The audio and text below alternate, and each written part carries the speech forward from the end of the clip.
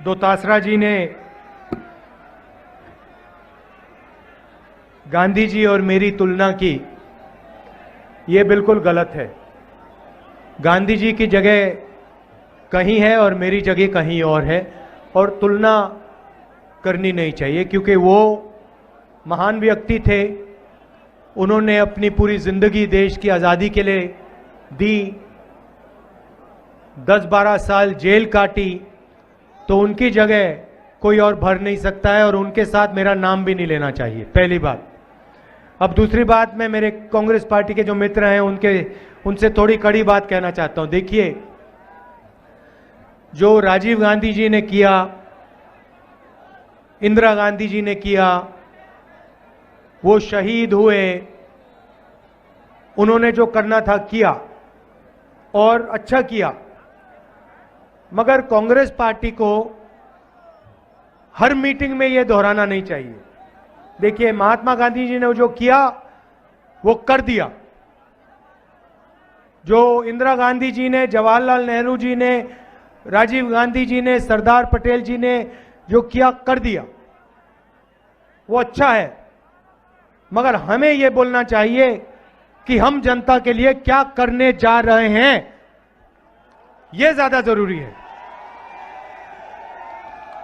तो मेरे दिल में बात आई, कभी कभी मैं जो आता है कह देता हूं, तो मैं आपसे माफी मांगता हूं। 2-3 चीजें मैं आपसे कहना चाहता हूं। देखिए, ये यात्रा हमने शुरू की, इसका लक्ष्य भारत को जोड़ने का था। कन्याकुमारी से कश्मीर ये यात्रा चलेगी,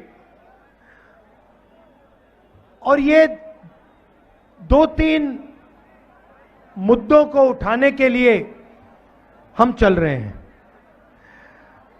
एक आंकड़ा मैं आपको देना चाहता हूं, एक आंकड़ा मैं आपको देना चाहता हूं, जिससे आपको सब बात समझ आ जाएगी।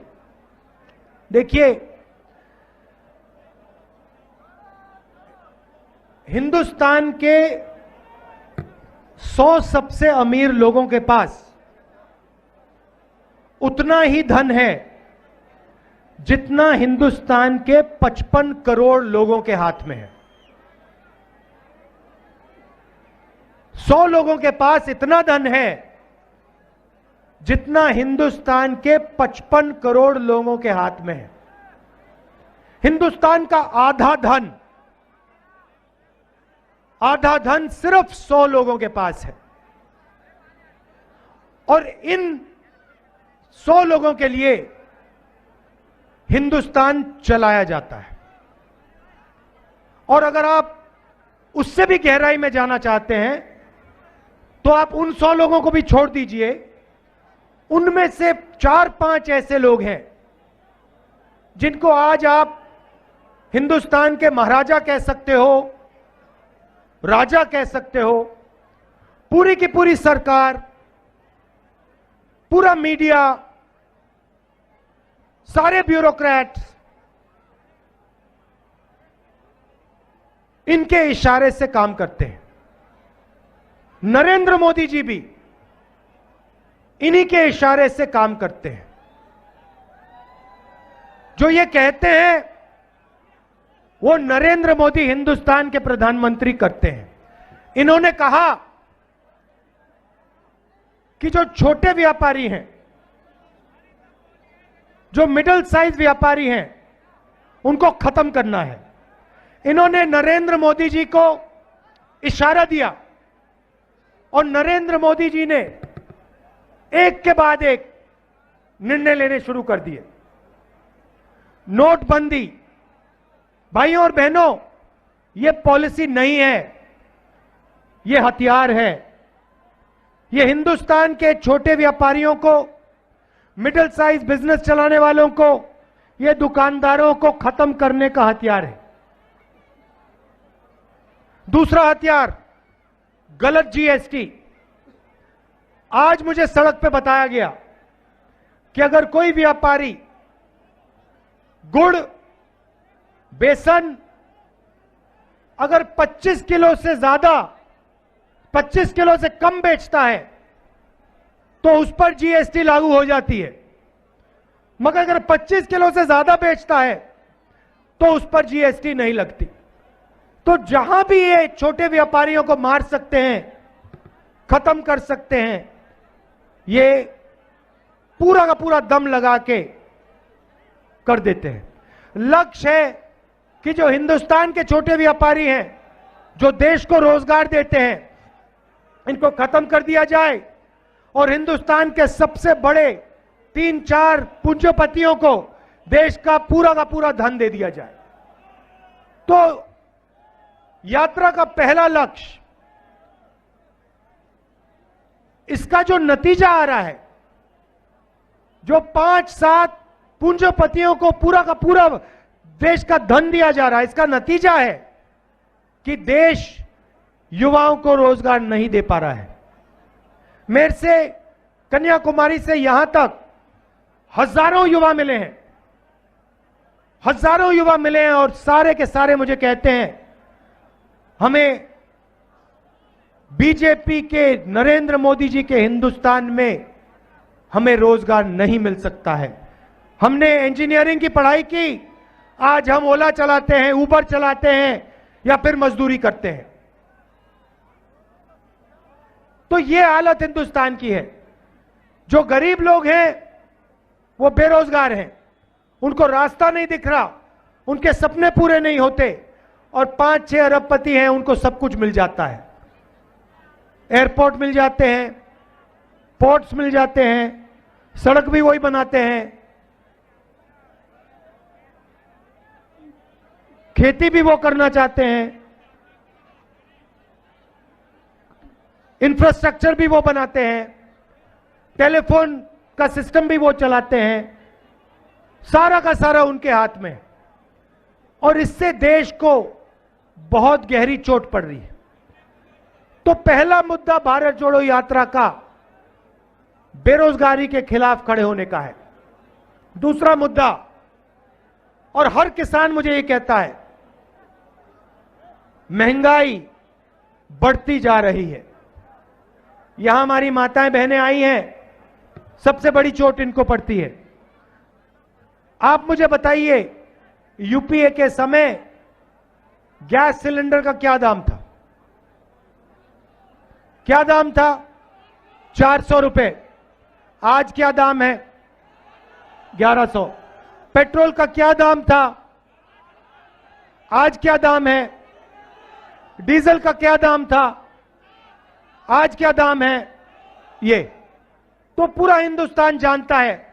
मगर आपको एक और सवाल पूछना चाहिए, ये जो पैसा आपके जेब में से निकल रहा है, सिलेंडर का पैसा, पेट्रोल का पैसा, डीजल का पैसा, ये कहां जा रहा है?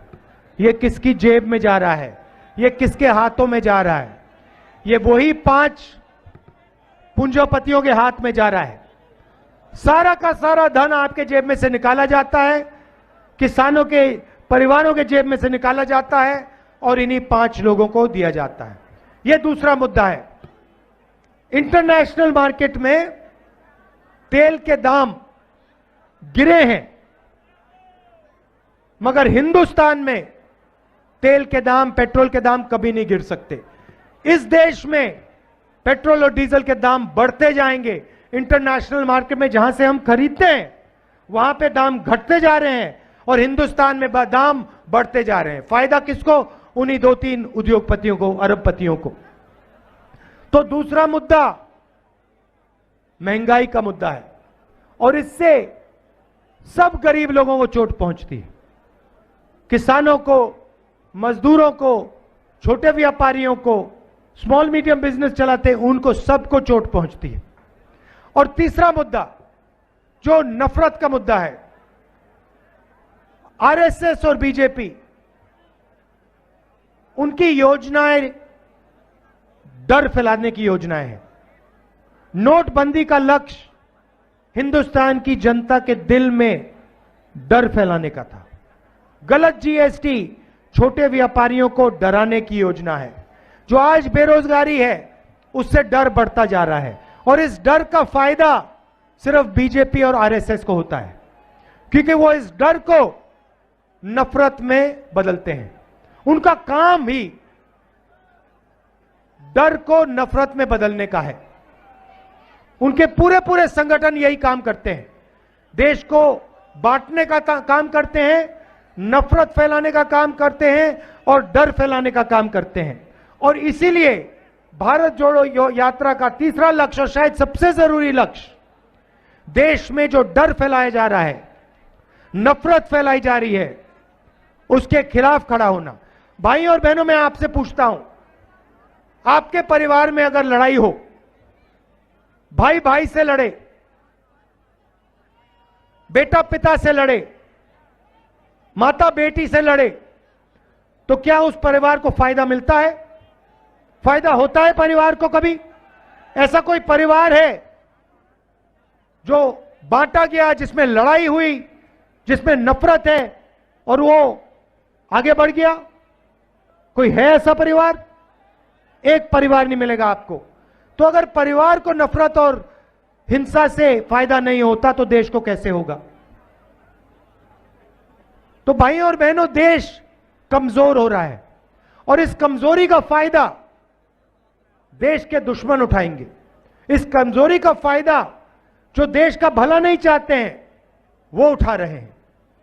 इसीलिए हमने देश को जोड़ने की यात्रा, कन्याकुमारी से श्रीनगर तक की यात्रा, श्रीनगर में तिरंगा फहराने की यात्रा हमने शुरू की है और यह यात्रा श्रीनगर तक जाएगी।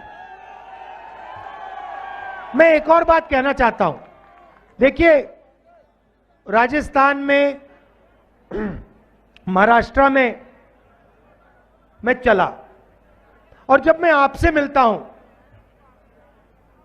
आप दो नारे इस्तेमाल करते हो सड़कों पे।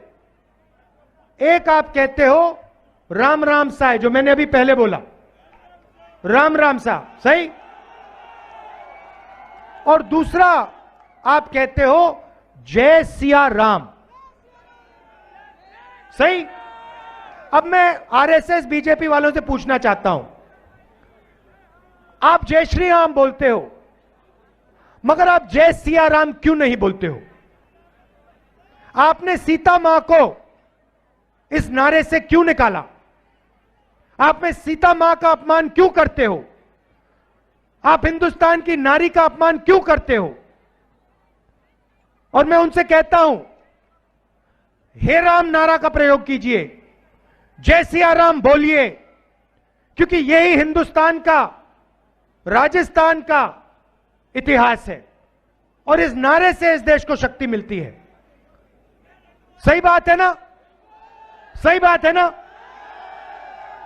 तो इन्होंने देखिए क्या चालाकी की, देखिए क्या चालाकी की। इनके संगठन में आपको एक महिला नहीं मिलेगी, आरएसएस में एक महिला नहीं मिलेगी आपको। ये महिलाओं को दबाते हैं, महिलाओं को दबाते हैं ये लोग, अपने संगठन में एक महिला को नहीं आने देते। इनके जो प्रचारक होते हैं, एक महिला नहीं मिलेगी आपको।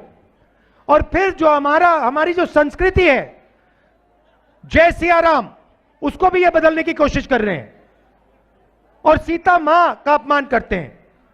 तो जब भी आपसे, आपके पास आते हैं, इनसे आप कहो, आरएसएस के लोगों से कहो कि ये बंद करें और सीता मां का अपमान ना करें और जय सिया राम बोला करें और हे राम बोला करें।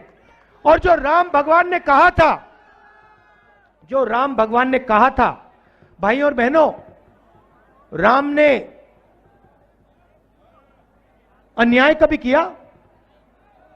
कभी किया अपनी जिंदगी में भगवान राम ने अन्याय?